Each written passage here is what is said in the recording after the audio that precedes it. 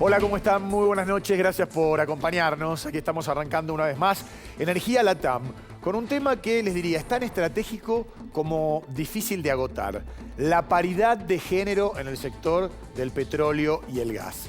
Una industria con participación femenina aún marginal, tanto en áreas operativas como así también en puestos de dirección, en los ejecutivos. Por eso vamos a discutir los números de la primera encuesta local sobre el tema que hizo el Instituto Argentino del Petróleo y del Gas. Te vamos a contar también del esfuerzo de las compañías por abrirse a un paradigma más moderno, por llamarlo de alguna manera, y nos preguntaremos si son suficientes para solucionar problemas concretos. En definitiva, ¿qué están haciendo las empresas en casos de violencia y discriminación? Acompáñanos en este debate que entendemos es muy importante. Así empezamos.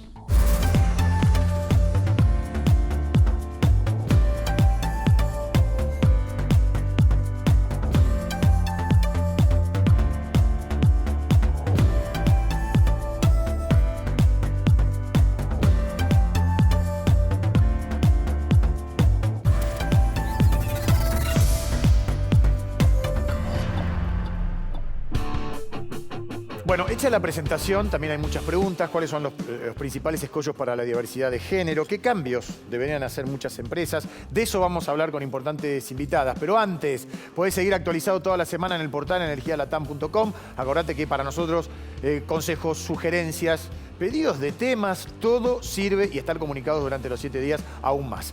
Agradecemos a Accelerate Energy por acompañarnos en Energía Latam. Los podés conocer en este spot. Mirá. Accelerate brinda servicios de regasificación de GNL para abastecer a la Argentina de energía confiable, ayudando a las industrias a crecer y a los hogares a mantenerse seguros y confortables. Accelerate Energy. Convertimos grandes ideas en energía real. Y como cada noche le damos la bienvenida a Cledis Candelaresi. Hola Cledis, qué gusto acompañarte como siempre. ¿Qué tal? ¿Qué tal? Bien, bien. Entusiasmado con este tema. Seguimos Seguimos con este tema ahondando. porque realmente vale la pena. Mucha repercusión tuvimos la semana pasada. Quiero presentar a Viviana Barilá, jefa de sustentabilidad de Metrogas. ¿Qué tal, Viviana? Bienvenida. Poli Argento es líder de diversidad de YPF. Ella se integra en la Comisión de Diversidad e Inclusión del IAPG, Instituto Argentino del Petróleo y del Gas. Siempre lo decimos para quienes no conocen las siglas, porque creemos que hay gente que se va sumando semana tras semana. Nos auspicia Pan American Energy, energía responsable. Somos PAE, líder global de energía. Ofrecemos productos y servicios a la industria y estaciones de servicio. Nuestra producción de petróleo y gas abastece al mercado local y al de exportación. Producimos combustibles de máxima calidad en la refinería más moderna de Sudamérica. Invertimos, innovamos, crecemos. Somos PAE, energía para la industria.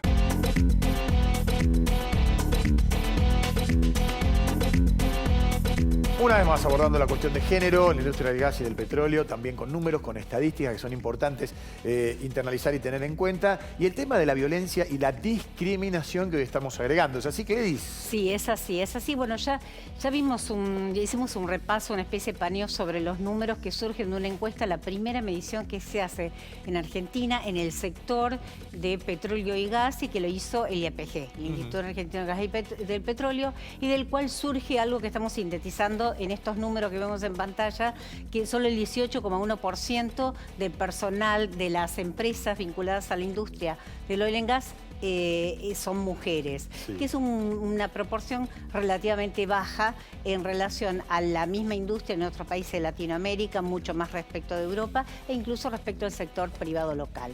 Pero más allá de esta cuestión del famoso techo de cristal, de las dificultades que tienen las mujeres para avanzar en la industria, porque generalmente quedan marginadas de las áreas operativas que son usina de los líderes de la industria, el trabajo también hace un relevamiento acerca de las políticas que aplican las empresas que están encaminadas en esto. Así como están encaminadas en las políticas de cuidado del medio ambiente, también están encaminadas en la política de diversidad e de inclusión. Claro. No con el ritmo que en realidad sería conveniente o que a todos nos gustaría, o a muchos nos gustaría, pero sí hay algún proceso de cambio. Bien. Y según surge de este trabajo del IAPG, ahora vamos a ver una placa con algunos datos futuros que muestran qué pasa, qué están haciendo las empresas. A ver, el 62% de las empresas del sector cuenta con una política específica respecto a la diversidad de género. ¿Y esto estamos bien en el porcentaje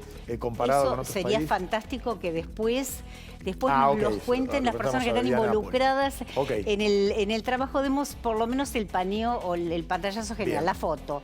El 40% de las empresas tienen protocolos de actuación, que yo estoy sumamente intrigada por saber algo respecto de esos protocolos. Es decir, ¿qué se hace, qué hacen concretamente las compañías ante casos concretos, puntuales de discriminación, más allá de los parámetros que ellas tienen que aplicar para ser inclusivas y modificar un poco la situación de inequidad de género que existe en esta industria en particular, insisto, la segunda en el país por la baja participación femenina. Hay solo el 13% de esos instrumentos que utilizan las empresas como política de equidad están ajustados a parámetros de la Organización Internacional del Trabajo. Las empresas empezaron a hacer acciones como brindar capacitación a su personal. Me consta que los CEOs, las cabezas de las empresas tienen información permanente sobre estos nuevos fenómenos, no solamente de la incorporación de las mujeres, sino de otras cuestiones que tienen que ver con la identidad de género y con las otras formas de géneros o las otras autopercepciones de género. Sí, claro. Que dan lugar a mucha discriminación. Y el 38% de las empresas tienen acuerdo con universidades para pasantías o becas de mujeres. Es decir, una manera de captar talento, de no desperdiciarlo. Ahora, insisto, creo que la gran pregunta, y me parece que eso sería muy interesante tratar de conversarlo esta noche a partir de este relevamiento del IAPG, es qué hacen. ¿Qué se hace concretamente? ¿Qué hacen las empresas, más allá de las políticas de formación y de concientización, cuando hay casos puntuales de violencia o de discriminación en un ámbito laboral? Seguro. Déjala la placa, porque vamos a ir de lo general a lo particular, si te parece. Ya empezando a contestar esto, ¿no? 62% de las empresas cuentan con una política específica. ¿Está bien? ¿Estamos cortos? Yo creo que es un escenario optimista hablar de un 62% de empresas que hoy cuenten con una política específica de diversidad, y además el estudio indagó en sentido amplio de diversidad, con lo cual está incluido en los temas de género, pero también otras cuestiones de diversidad que hacen a la inclusión intergeneracional, discapacidad y otros aspectos. Entonces, la verdad que el abordaje es bastante integral, con lo cual es una perspectiva optimista. ¿Crees lo mismo, Poli? Sí, sobre todo porque también tenemos que entender que hay una mirada que empieza a ser bastante más amplia en términos de entender a las personas como una integridad, claro, ¿no? Entonces esa distinción de muchos temas que antes son del ámbito privado. No pasan en la compañía, no nos ocupamos de eso, ya todas las miradas empiezan a ser diferentes y cada vez las compañías tenemos más una mirada desde los derechos humanos. Claro. De hecho, bueno, ya llegaremos, pero el convenio 190 trae específicamente eso. Sí, en el segundo punto, y ya empezamos a debatir acá, a mí me parecía exiguo el porcentaje, pero puse una mirada equivocada. El 40% tiene protocolos de actuación. Sí, a ver, es un porcentaje, teniendo en cuenta que partimos de un 62%, la bajada de los protocolos es algo que lo que hace que se concreten las acciones, claro, ¿no? Es lo que nos da, o sea, podemos tener muy lindas políticas. De la teoría a lo empírico, digamos. Exacto, podemos tener muy buenas políticas, el tema es cómo eso se aplica al interior de la organización. Y ese es un buen número, como bien decimos, es un tema que hoy ya dejó de ser del ámbito de lo privado y la empresa tiene que de alguna manera atender al empleado en toda su integralidad, y estos protocolos empiezan a adquirir un nivel de importancia sumamente interesante. Ahora, perdón, ¿no? Que las empresas tengan políticas de diversidad o de inclusión. Yo les pregunto algo, por favor, hagamos el esfuerzo de salir un poco de lo obvio. Ustedes van a decir, sí, el estudio está demostrando que hay políticas.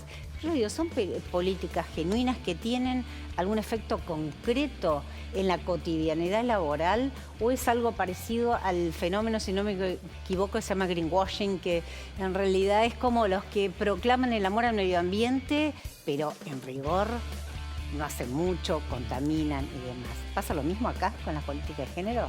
Yo creo que como en todo puede pasar que haya un poco, si querés, de diversity washing, vamos a decir. Claro. Puede ser que exista eso. Podemos hablar de lo que conocemos. El estudio no nos va a decir si están haciendo esto o están teniendo estas políticas porque es correcto, pero si lo miramos tal vez de cara a nuestra experiencia en las compañías en las que estamos, yo te diría que si yo no tuviera la convicción de que es real y es verdad, no estaría en la posición que estoy, ¿no? Claro. Entonces sí creo que la convicción y el tener esta política lo que te da es un contexto. Lo que te da es un contexto institucional para decir este tema es importante y es importante no solo en términos de derechos humanos, sino también de negocio. Exacto. Y, sí, o sea, concretamente, Ahí está. cómo te evalúan tus inversores, Sí, la sí, respuesta sí. que tenés que dar a la sociedad. ¿Podés estar discriminado de una decisión financiera? ¿Podés no acceder a un beneficio financiero si no tenés una política Sí, de equidad? y no solo eso, digamos, porque tal vez todavía no es que te van a discriminar porque no tengas una política de equidad, pero sí te van a evaluar por si tenés equidad de representación en el directorio, en tu equipo ejecutivo, ¿Por la en bronca la que sea por este totalidad. criterio y no por una convicción?